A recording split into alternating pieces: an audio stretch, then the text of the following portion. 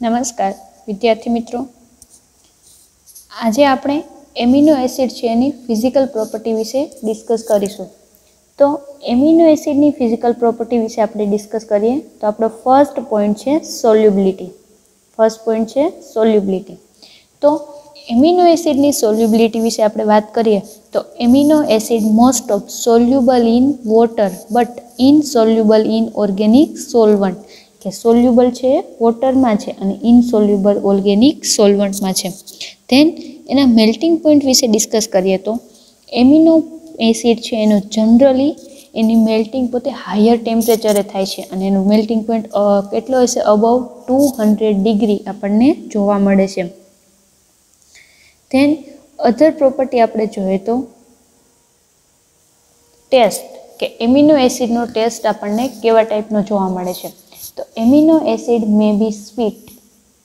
સ્વીટની અંદર ક્યાં ટાઈપના આવે છે? તો કે ગ્લાયસિન, એલેનાઇન અને વેલિન, જે એલિફેટિક એમિનો એસિડ છે.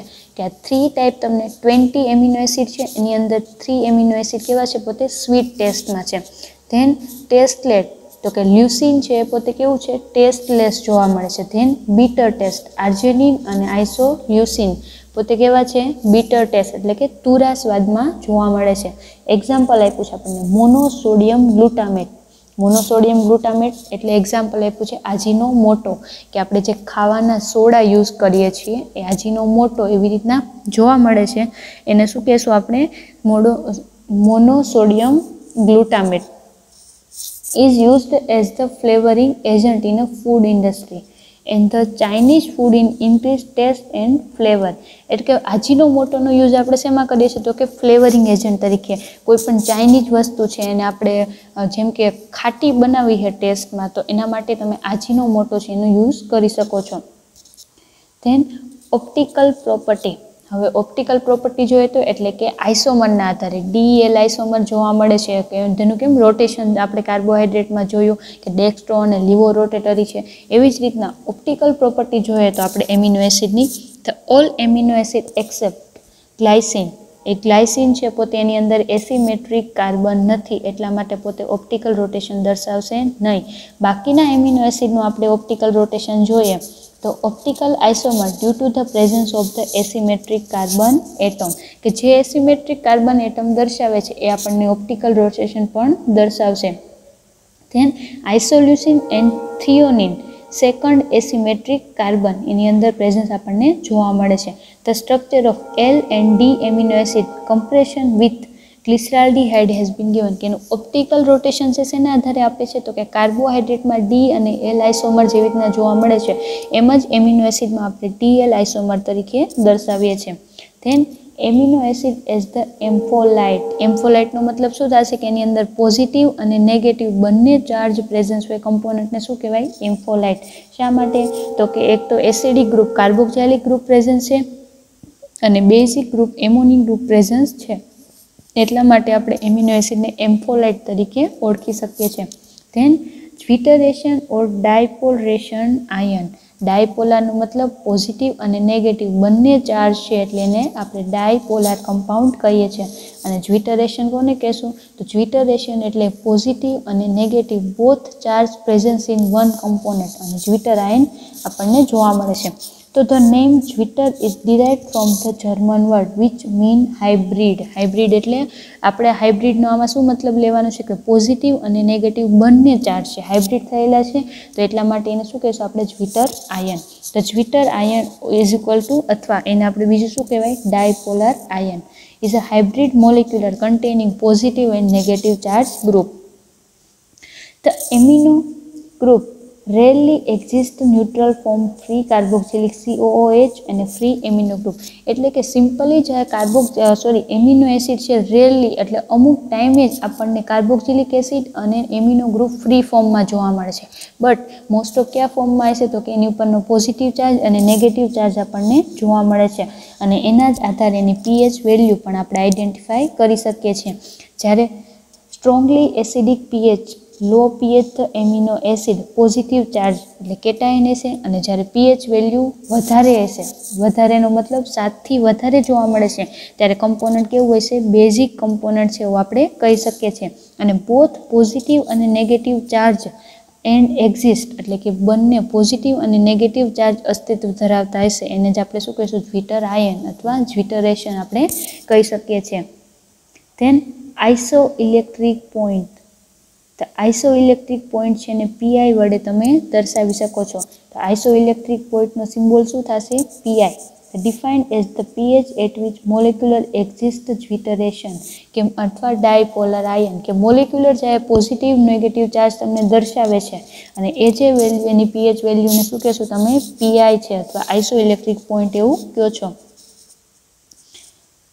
The pI value can be calculated by taking the average pKa value corresponding the ionizable group કે ગ્રુપનું જે આયોનાઇઝેશન થાય છે પોઝિટિવ અને નેગેટિવ ચાર્જમાં, એના આધારે તમે પીઆઈ વેલ્યુ છે એની પીકે વેલ્યુના આધારે તમે આઈડેન્ટિફાઈ કરી શકો છો. તો કે પીએચ pK1 COOH અને pK2 NH3 ગ્રુપ અને અપોન 2 અને જે વેલ્યુ આવે આપણને એક્ઝામ્પલ આપેલું છે. કોનું એક્ઝામ્પલ છે? તો કે લ્યુસિનનું આપેલું છે કે લ્યુસિનની એસિડિક વેલ્યુ 2.4 અને બેઝિક વેલ્યુ 9.6 છે. એને ડિવાઈડ બાય 2 કરો છો તમે તો આન્સર આવે છે 6 અને 6 વેલ્યુ છે પોતે પીઆઈ વેલ્યુ આપણને જોવા મળે છે. એટલે કે કોઈ પણ કમ્પોનન્ટ છે એનું એસિડિક વેલ્યુ અને બેઝિક વેલ્યુનું એવરેજને આપણે શું કહેશું? પીઆઈ છે એવું કહી શકીએ છીએ. Iso electric point. અહીંયા આપણને એક એક્ઝામ્પલ આપેલું છે. તો એમિનો એસિડ છે, તો સિમ્પલી એમિનો એસિડ છે એનું આવા ટાઈપનું સ્ટ્રક્ચર છે, એની પર એક કઈ પ્રકારનો ચાર્જ છે નહીં. હવે શું થશે આની અંદર રિએક્શન? તો કે હાઇડ્રોજન અથવા પ્રોટોનનું આપણે H+નું એડિશન કરીએ તો પ્રોટોનનું એડિશન ક્યાં થશે? NH3 પર. તો આ જે કમ્પોનન્ટ બન્યું શું બન્યું? કેટાયન. તો કેટાયન પોઝિટિવ ચાર્જનો મતલબ શું હશે? પોતે એસિડિક બન્યું. તો એસિડિક કમ્પોનન્ટની પીએચ હંમેશા કેવી હોય? લો હોય. સેમ એજ હાઇડ્રોજન તમે દૂર કરો, હાઇડ્રોજન દૂર કરો તો દૂર ક્યાંથી થશે? તો કે આ એસિડ છે એટલે હાઇડ્રોજન દૂર કરવાની ક્ષમતા એની પાસે વધારે હોય. તો અહીંયા કેવો આયન બનશે? કાર્બન આયન નેગેટિવ ચાર્જ બનશે. તો એનાયન ફોર્મ થયું. એનાયનનો મતલબ થશે બેઝિક કમ્પોનન્ટ અને બેઝિક કમ્પોનન્ટની પીએચ હંમેશા કેવી હોય? હાયર જોવા મળે છે. અને હવે આ બંને કમ્પોનન્ટનું તમે કમ્બાઇન સ્ટ્રક્ચર લખો કે એક સ્ટ્રક્ચરનું હાઇડ્રોજન દૂર થાય છે અને બીજું સ્ટ્રક્ચર એ હાઇડ્રોજનને એક્સેપ્ટ કરે છે. અને આ સ્ટ્રક્ચરની અંદર આવા પ્રકારનું કમ્પોનન્ટ આ જોઈન્ટ જે રિએક્શન જોવા મળે છે એને જ આઇટ્રો ઇલેક્ટ્રિક પીએચ અથવા જ્વિટર આયન તમે કહી શકો છો.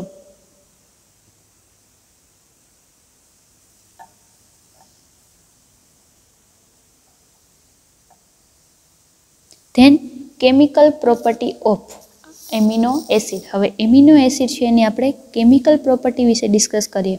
The general reaction of amino acid are mostly due to presence of the two functional group. આપણને લોકોને ખ્યાલ છે કેમિકલ પ્રોપર્ટીની અંદર કે મેઇનલી એમિનો એસિડ પાસે કેટલા ફંક્શનલ ગ્રુપ છે? 2. કયા પ્રકારના? એક તો એમિનો ગ્રુપ અને સેકન્ડ છે કાર્બોક્સિલિક ગ્રુપ. તો ફર્સ્ટ આપણે કાર્બોક્સિલિક ગ્રુપ છે એની કેમિકલ રિએક્શન જોઈએ તો amino acid from salt COONA એટલે કે કાર્બોક્સિલિક ગ્રુપ છે. આ COO માઇનસ ગ્રુપ છે એને પ્લસ આરે રિએક્શન કરીને શું બનાવે છે? COONA સોડિયમ સોલ્ટ છે એ પ્રિપેરેશન કરે છે. તો ફર્સ્ટ રિએક્શનમાં શું થશે?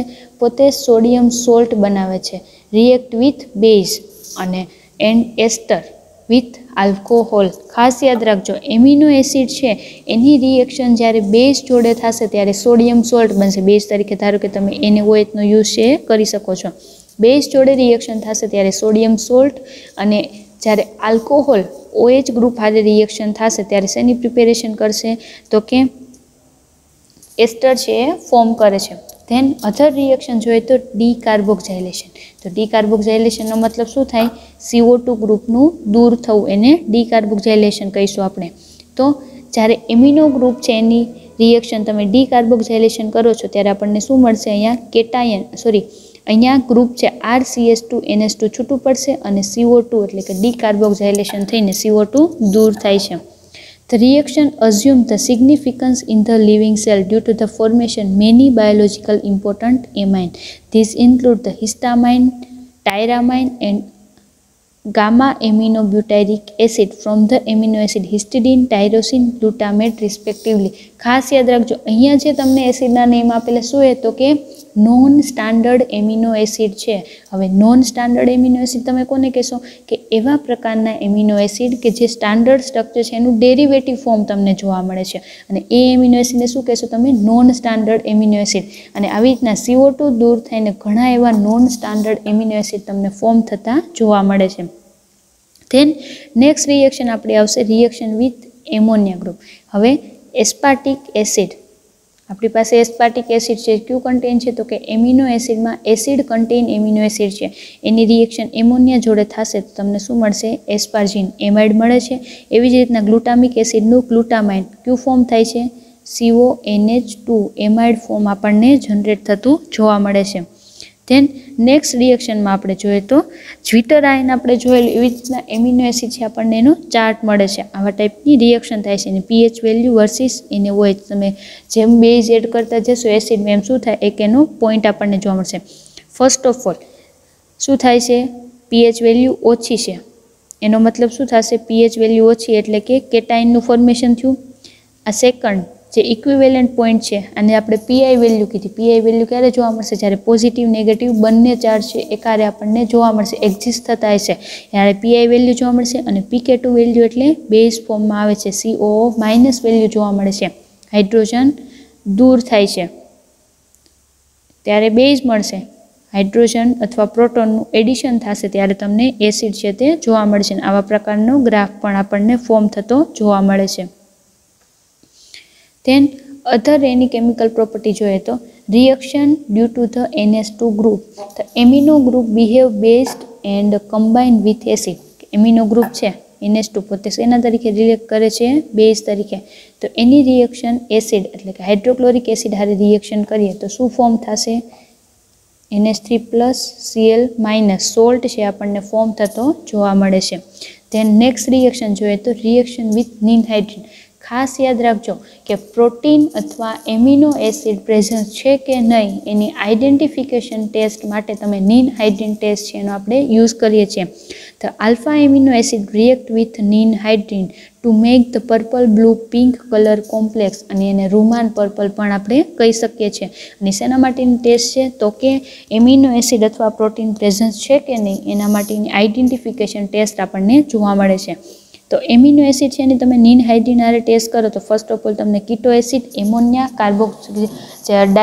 આપણને ડાયકાર્બોક્સિલ ગ્રુપ અને હાઇડ્રેન્ટાઇન છે જોવા મળે છે. ધેન હાઇડ્રેન્ટાઇન છે એની એમોનિયા અને નિનહાઇડ્રીન હારે ફર્ધર એટલે આપણે એક નિનહાઇડ્રીનનો મોલિક્યુલર યુઝ થાય છે ત્યારે હાઇડ્રેન્ટાઇન મળે છે, અને સેકન્ડ મોલિક્યુલનો યુઝ કરીને આપણને રૂમાન પર્પલ એટલે પર્પલ કલર રિંગ અથવા પર્પલ કલર છે જોવા મળે છે.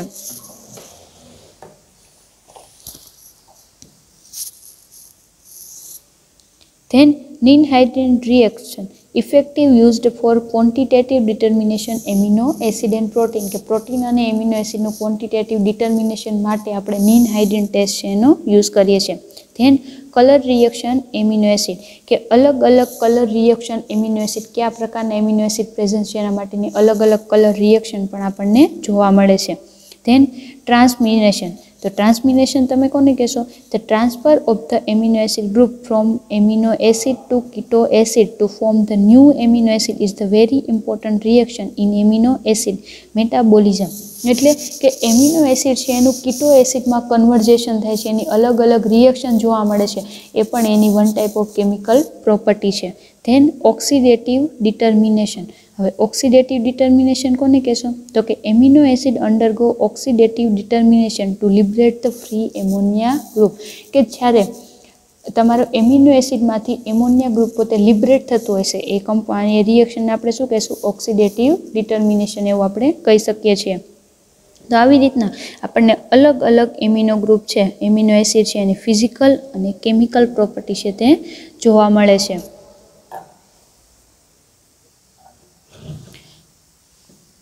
ધેન નેક્સ્ટ આપણો ટોપિક છે નોન સ્ટાન્ડર્ડ એમિનો એસિડ. તો હમણાં જ આપણે કહેલો કે સ્ટાન્ડર્ડ એમિનો એસિડના જે આપણને ડેરિવેટિવ ફોર્મ થાય છે એને આપણે શું કહેશું non standard amino acid. Beside the 20 standard amino acid present in the protein structure, there are several other amino acid which biological importance. કે 20 પ્રકારના એમિનો એસિડ જેના આપણને સ્ટ્રક્ચર નોન છે એ જે એને આપણે શું કહેશું સ્ટાન્ડર્ડ એમિનો એસિડ, પણ ઘણા એવા એમિનો એસિડના સ્ટ્રક્ચર છે જે બાયોલોજીકલી ઇમ્પોર્ટન્ટ છે એને આપણે શું કહેશું નોન સ્ટાન્ડર્ડ એમિનો એસિડ. અને એ જે એમિનો એસિડ છે મોસ્ટ ઓફ કેવા હશે ડી ટાઈપ એમિનો એસિડ આપણને જોવા મળે છે અને એને આપણે નોન પ્રોટીન એમિનો એસિડ પણ કહી શકો છો. જેમ કે આપણને ખ્યાલ છે પ્રોટીનના સ્ટ્રક્ચરની અંદર જે એમિનો એસિડ છે કયા ફોર્મમાં હશે એલ એમિનો એસિડ ફોર્મમાં જોવા મળે છે.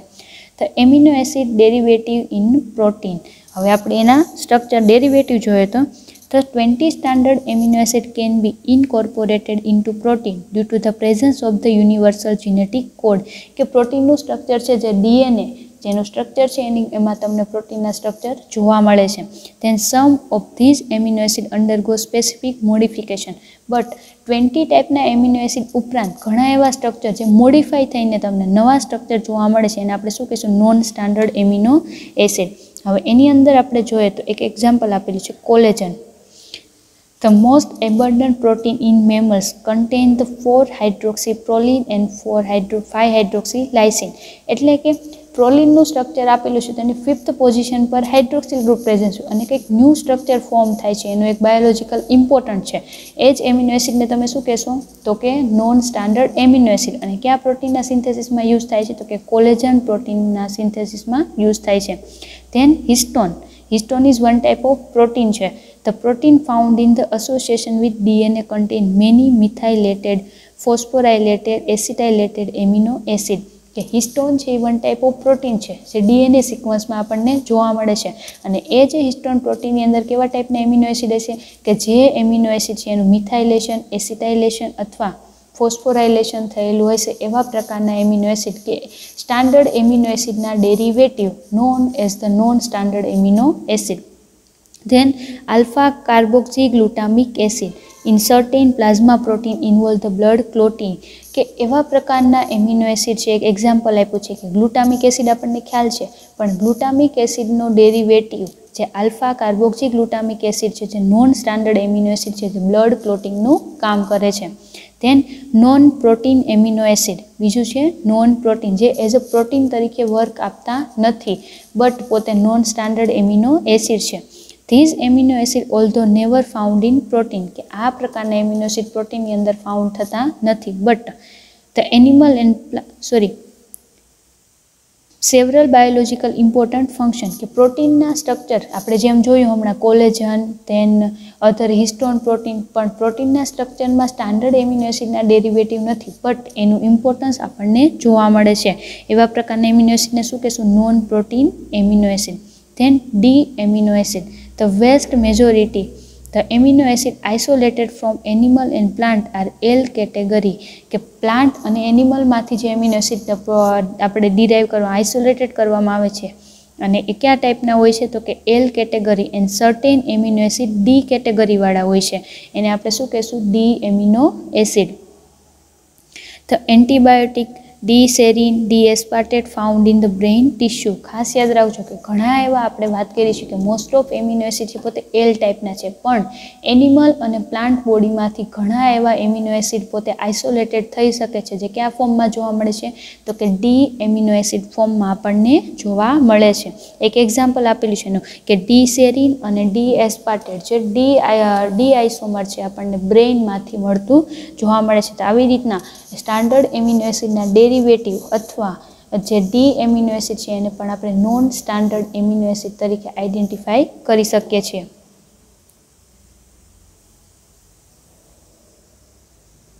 ધેન આપણા નેક્સ્ટ લેક્ચરમાં આપણે સ્ટ્રક્ચર ઓફ પ્રોટીન એના વિશે જોઈશું.